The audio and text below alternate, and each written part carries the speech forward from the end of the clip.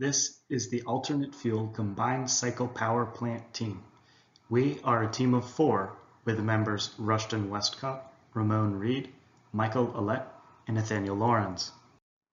Why do we need an alternate type of fuel? Using hydrocarbon-based fuel sources lends to much pollution of not only the air we breathe, but also the soil we plant our crops and the bodies of water which we utilize for drinking. Destroying the earth to mine for coal and drill for oil is a very costly business. But what are the alternatives? The popular alternatives are wind and solar power, hydroturbines, and geothermal plants. For automotive power, we've just barely scratched the surface with electric vehicles, but the primary fuel source is still hydrocarbon-based. What we are focusing on is using water as a fuel source. Water is a perfect fuel source for areas that are impacted by hurricanes and typhoons every year. Petroleum is a finite commodity, especially when people are preparing for a hurricane. Think about how people react by hoarding food and bottled water, and just as importantly, fuel, such as gasoline, diesel, and propane. Now imagine if you didn't have to wait in those long lines leading up to a hurricane making landfall because you had a power source that ran on rainwater, floodwater, and seawater. This project may be broken into 3 stages, with the first stage being the fuel production and electric power design stage. The second is the converting of a generator to be able to run on the new fuel source. And to demonstrate the scalability, the third stage is a heat recovery stage to obtain more energy from the wasted heat of the exhaust. The PV system is trickle charging the battery bank, which then powers the fuel conversion process to provide the power for the generator. The exhaust of the generator then heats up the water for the exhaust gas boiler, providing an additional power generation method. All of this is controlled by a Raspberry Pi and our sensors that are strategically placed throughout the system to provide the best feedback possible. Stage 1 is the battery and hydroxy gas production stage. Here we are using a 12-volt solar panel to trickle charge a 12-volt deep cycle marine battery. This battery was chosen because of its depth of charge capabilities, which allows maximum usage before charging is necessary. The battery is providing the DC power necessary to power all the electronics, sensors, and provides the current for the fuel cell.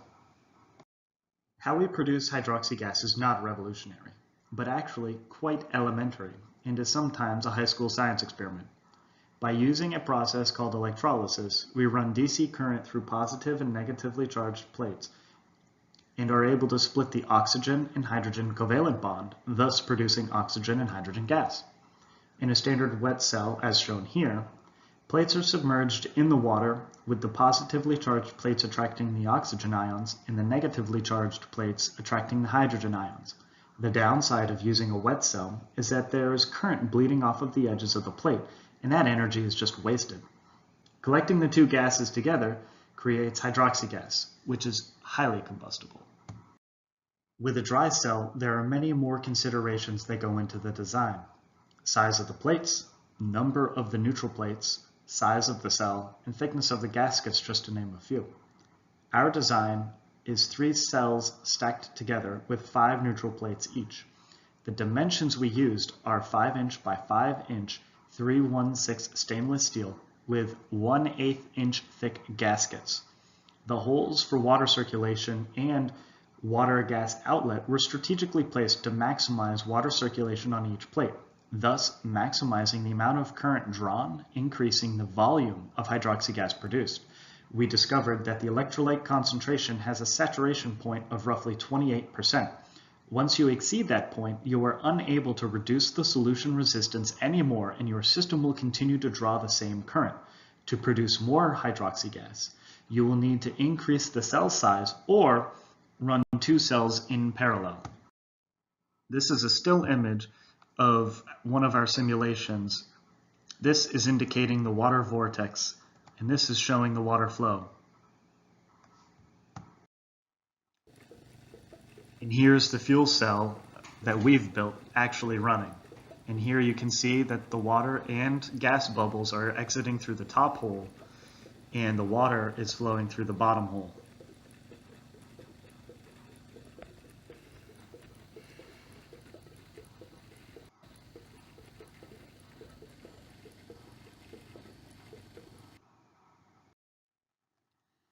The second stage is a modified prime mover.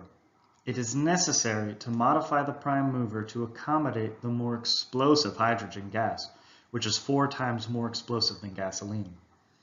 The generator we are using is a WEN 1500 watt 4-stroke carbureted generator. Because hydroxy gas already has oxygen gas mixed with it, there is no need for a carburetor, which mixes gasoline and intake air based on the generator load and demand. By removing the carburetor, we are freeing the system of a possible leak point, and we are able to pump the hydroxy gas directly into the intake port.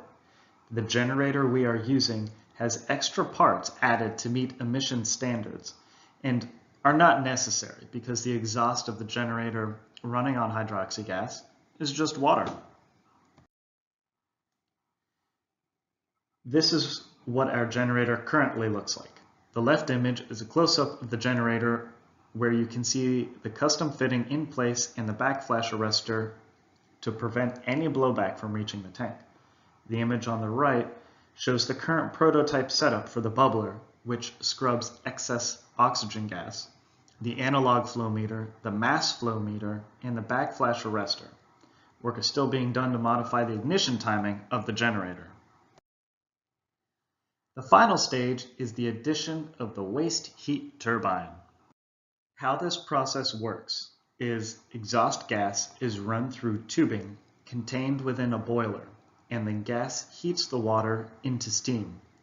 This process is known as a Rankine cycle or a steam cycle. This steam is then used to power a steam turbine to recover some of the energy that is typically wasted in the exhaust gas. This section is being simulated to serve as a demonstration of the potential scalability of the project. This is what our almost complete Rankine cycle looks like. A pressure cooker to generate the steam, our steam turbine, and our condensing coil to recondense the steam back into water.